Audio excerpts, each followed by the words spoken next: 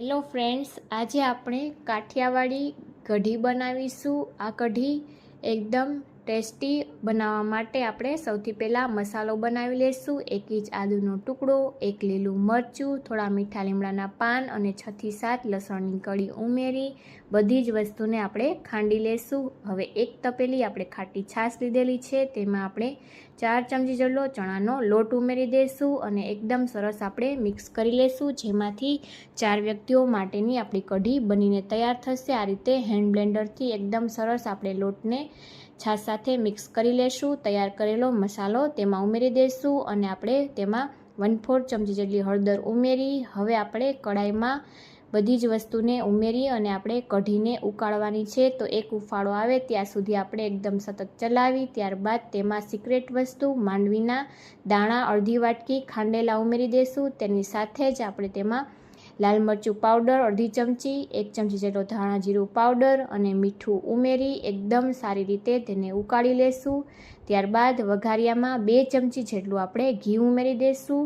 તો ઘીથી જ વઘારવી, જેથી કઢીનો ટેસ્ટ છે તે એકદમ સરસ આવશે। અડધી ચમચી જેટલું તેમાં રાઈ ફૂટે ત્યારબાદ તેમાં અડધી ચમચી જીરું, અડધી ચમચી મેથીના દાણા, આ બધી જ વસ્તુને આપણે ઉમેરી અને ત્યારબાદ આપણે તેમાં 2 સૂકા લાલ મરચાં ઉમેરીશું। તેની સાથે જ આપણે તેમાં એક નાનો તજનો ટુકડો ઉમેરી દઈશું અને 3 આપણે લવિંગ ઉમેરી દઈશું અને તેની સાથે થોડા મીઠા લીમડાના પાન ઉમેરી ને વઘારને એકદમ સરસ આપણે રીતે સાતડી લેશું અને આપણે તૈયાર કરેલી કઢીમાં ઉમેરી દઈશું અને ઢાંકી દઈશું, જેથી કરીને ઘીની ફ્લેવર છે તે કઢીમાં આવી જાય। તો એકદમ ટેસ્ટી આપણી કઢી બનીને તૈયાર થઈ ગઈ છે। હવે આપણે તેને 1 મિનિટ જેવું થવા દઈશું।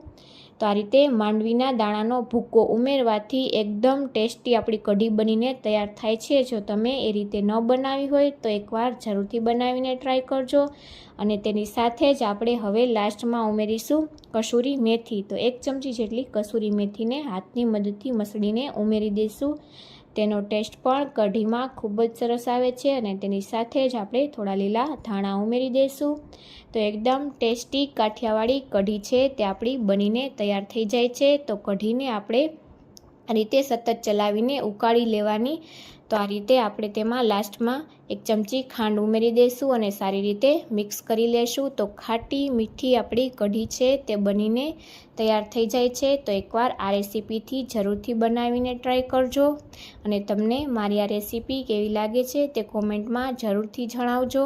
અને જો તમે હજુ સુધી ચેનલને સબસ્ક્રાઈબ ન કરી હોય તો સબસ્ક્રાઈબ કરજો, જેથી અવનવી રેસીપીઓ મળતી રહે। Thank you.